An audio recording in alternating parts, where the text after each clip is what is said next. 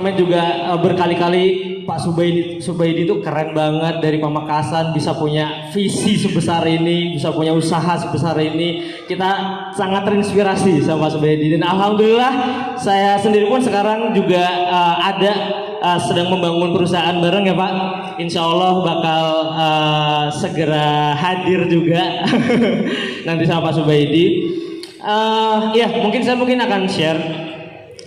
Saya itu dulu juga sebelumnya itu saya nobody gitu, bukan siapa-siapa, bukan dari kalangan artis, public figure atau keluarga yang terkenal atau anak artis atau apa, enggak.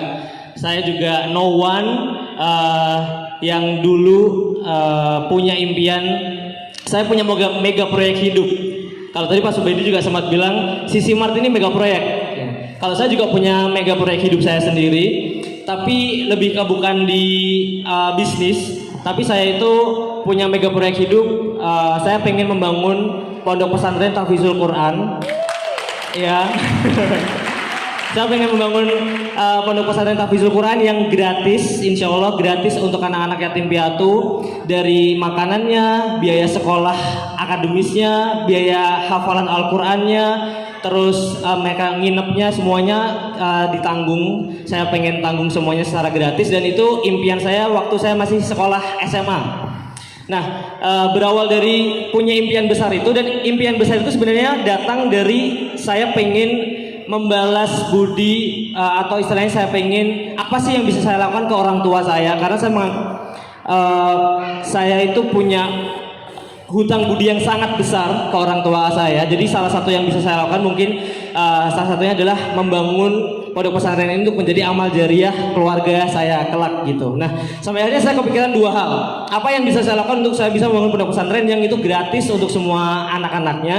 Berarti saya waktu itu ya pas masih SMA saya punya dua kepikiran. Satu, saya harus jadi orang yang sangat sukses, punya uang yang banyak, supaya uang saya itu bisa saya wakafkan untuk itu. Itu yang pertama. Yang kedua, saya harus jadi orang yang terkenal. Saya harus dikenal banyak orang se-Indonesia. Supaya apa? Supaya saya bisa ajak banyak orang untuk mewujudkan mega proyek hidup saya. Saya kepikiran dua hal itu, sampai akhirnya oke, kayaknya gue ambil jalan kedua deh. Gue harus terkenal nih gitu. Jadi setelah itu pertama yang saya lakukan adalah saya ngeband. Saya main musik, jadi anak band. Saya itu drummer. Saya ngerantau dari Semarang ke Jakarta tahun 2013. Saya merantau dengan harapan bandnya bisa sukses. Tapi qadarullah 2015 saya 2 tahun ke Jakarta, bandnya bubar. Tapi gara-gara itu saya jadi kepikiran untuk saya tetap pengen main musik, tetap pengen dikenal dengan tujuan tadi, pengen punya mega proyek hidup. Caranya gimana? Waktu itu lagi YouTube itu lagi mulai naik-naiknya di Indonesia, tapi belum sebesar sekarang. Terus saya pengen bikin video drum cover. Kalau Bapak Ibu nggak tahu, drum cover itu jadi ada musik, saya main drumnya doang. Jadi saya perform tunggal, main drum doang.